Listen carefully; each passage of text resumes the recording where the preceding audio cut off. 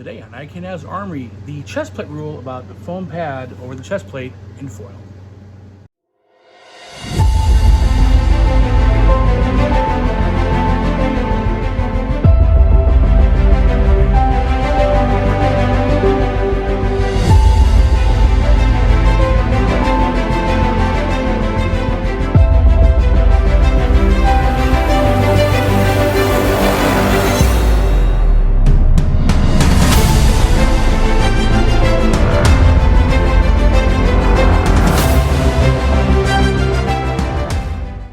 So a number of years ago, 2005 I think it was, there was a rule change about the timing in foil.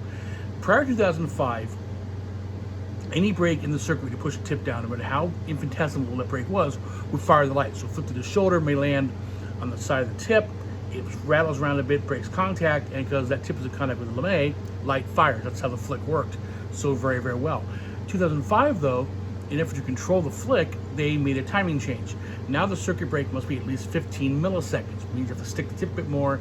It did cut down flicks by about a third, but the unintended consequence initially was people would take a plastic chest plate, wear it just under the lame, so between the lame and the jacket, it'd bounce off, or they'd drill it really hard, which wasn't good either, because it lengthened the amount of time it took for the blade to bounce back and for the circuit to stay open.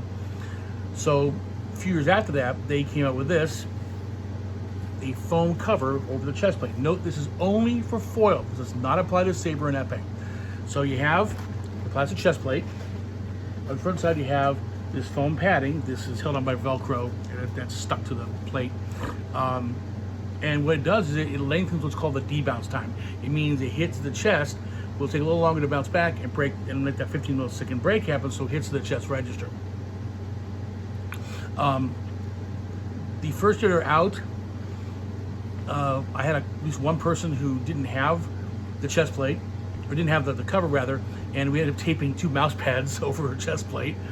It worked fine. It met the spirit of the rules, a local event. But now you can buy these with the plate already there.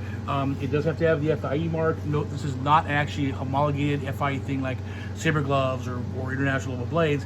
So it means that it meets the FIE rules. This is the control mark. Don't have to, the armory doesn't have to see this and mark it control. The FIE stamp on the pad is the control mark for referees. Where it has to be worn, it must be worn. Well, the rules say on the skin. No one's gonna do that. So it's gonna be t-shirt, then the chest plate, then the underarm protector, and then the jacket, then the lame. So it, again, gives more padding, more time for that debounce to happen, more time for the circuit to open on a legit hit.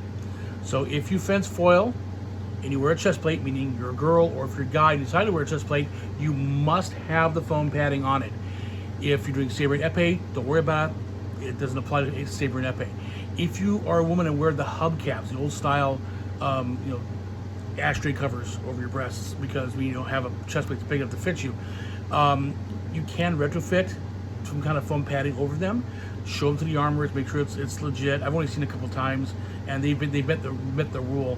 I would personally, if I could, get a full chest plate because sternum hits really hurt, and hubcaps don't cover the sternum. But then, if you're really large in the chest, you're going to have an option. So that's the rule on foam plate covers on the chest plates for foil. As always, happy armory.